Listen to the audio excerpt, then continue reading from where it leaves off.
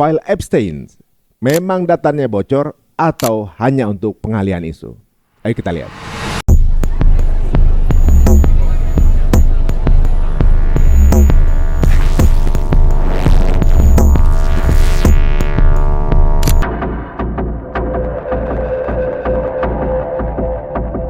Di dunia intelijen ada satu aturan main yang sederhana. Kalau sebuah informasi dikasih gratis ke publik, kemungkinan besar itu bukan rahasia, tapi itu umpan. Umpan yang muncul di layar HP kita, yang viral, yang rame dibahas, seringkali bukan kebetulan. Itu distraksi, itu noise, informasi yang dilempar supaya publik sibuk sendiri. Informasi yang benar-benar bisa meruntuhkan negara, menjatuhkan penguasa, atau membongkar struktur kekuasaan, hampir tidak pernah sampai ke tangan masyarakat biasa. Sekarang coba lihat polanya. File dibuka, dokumen dirilis, ribuan halaman, nama tokoh bertebaran. Publik disuruh baca sampai pusing, disuruh debat, disuruh marah. Padahal pertanyaannya sering cuma satu, dari mana sumber uangnya? Selama sumber kekuasaan dan aliran dana tidak dibuka, apakah itu benar-benar keadilan atau cuma drama transparansi? Ya, dan yang menarik, mereka tahu persis bagaimana reaksi kita selanjutnya. Kita bakal marah, kita bakal geram, kita bakal ribut di kolom komentar. Timeline penuh dengan teori, diskusi panas di mana-mana, tapi setelah itu sebagian besar orang-orang ini akan kembali hidup masing-masing. Fenomena ini sering disebut sebagai control mass awakening. Masyarakat dibuat merasa melek, tapi tidak bergerak. Dikasih cukup informasi untuk sadar, tapi tidak cukup untuk mengubah apapun.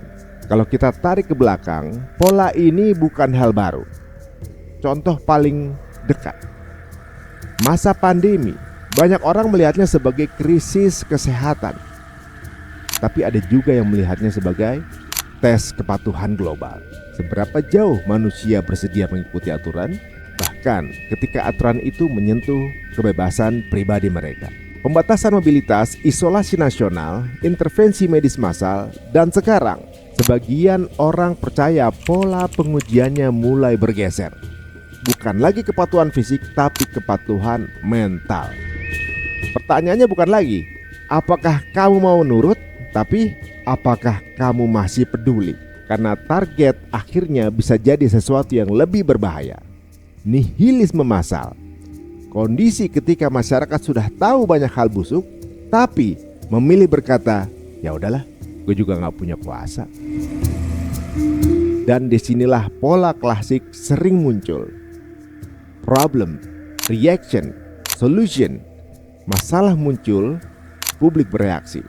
Lalu solusi datang yang seringkali sudah disiapkan sejak awal, dan solusi itu hampir selalu punya harga regulasi baru.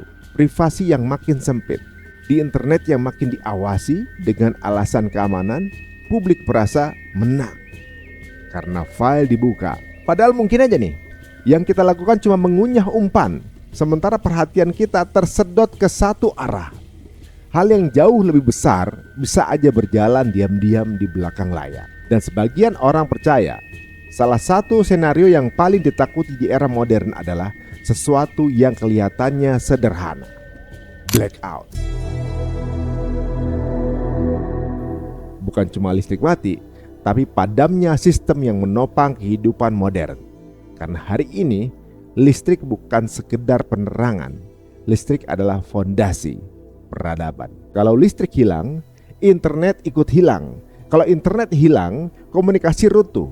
Kalau komunikasi runtuh, koordinasi berhenti. Bayangkan kalau dalam satu waktu ATM tidak bisa dipakai, bank digital tidak bisa diakses, transaksi online berhenti, SPBU tidak beroperasi, rumah sakit kehilangan sistem digitalnya, dan informasi tiba-tiba terputus. Dalam kondisi seperti itu, masyarakat kehilangan satu hal yang paling mereka butuhkan, kepastian. Sejarah sudah pernah memberi gambaran beberapa negara pernah mengalami blackout besar yang melumpuhkan jutaan orang. Dan hampir selalu kekacauan sosial muncul bukan karena gelapnya kota, tapi karena ketakutan yang datang setelahnya. Di era sekarang, ancaman blackout bahkan tidak harus berasal dari kerusakan teknis.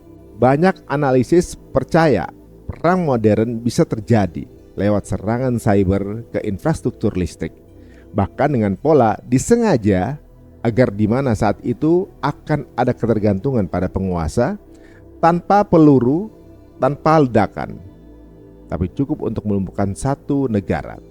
Dan ketika situasi seperti itu terjadi, biasanya pemerintah mengambil langkah darurat, kontrol. Kontrol bisa diperketat, regulasi bisa diperluas, pengawasan bisa ditingkatkan dengan alasan menjaga stabilitas.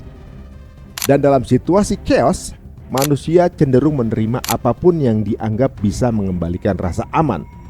Di titik itu, batas antara pelindungan dan kontrol bisa menjadi kabur.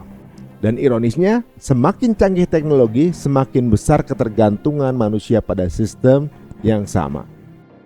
Pertanyaannya, bukan lagi apakah blackout bisa terjadi, tapi apa yang akan terjadi pada masyarakat ketika semua sistem yang mereka percaya tiba-tiba stop. Karena mungkin yang paling menakutkan dari blackout bukan gelapnya kota, tapi gelapnya arah.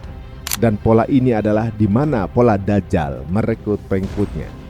Diterapkan dalam banyak hadis, disebutkan Dajjal akan datang membawa sesuatu yang membuat manusia ragu, membedakan mana kebenaran dan mana tipuan. Ia digambarkan mampu menunjukkan sesuatu yang nampak seperti keajaiban, sesuatu yang bisa membuat manusia percaya bahwa dia memiliki kuasa besar. Dalam beberapa riwayat, Dajjal disebut mampu memberikan kemudahan hidup kepada pengikutnya. Ia menjanjikan kesejahteraan, stabilitas, bahkan kenyamanan duniawi. Dan sejarah manusia menunjukkan satu hal, banyak orang lebih mudah mengikuti sesuatu yang memberi kenyamanan dibanding sesuatu yang menuntut keteguhan. Pola berpikirnya sering dikaitkan dengan kebingungan informasi. Dalam fitnah Dajjal, kebenaran disebut akan terasa samar. Informasi bisa terlihat benar, tapi menyesatkan. Kebohongan bisa terlihat meyakinkan, bahkan terasa logis. Maka tidak heran bila para elit global ini bisa dibilang sebagai Dajjal kecil di dunia. Atau bahkan mungkin mereka juga adalah sebagai tanda akhir zaman. Banyak ulama juga menekankan bahwa cara paling utama untuk selamat dari fitnah Dajjal bukan dengan melawan secara fisik, tapi dengan memperkuat iman, ilmu, dan kesadaran spiritual. Karena dalam banyak riwayat disebutkan fitnah Dajjal adalah ujian yang sangat halus. Ia tidak selalu datang sebagai sesuatu yang terlihat jahat, tapi sering muncul dalam bentuk yang tampak menguntungkan. Dan justru disitulah bahayanya. Semoga kita semua bisa dijauhkan dari fitnah Dajjal dan terhindar dari arus global yang saat ini menerpa dunia.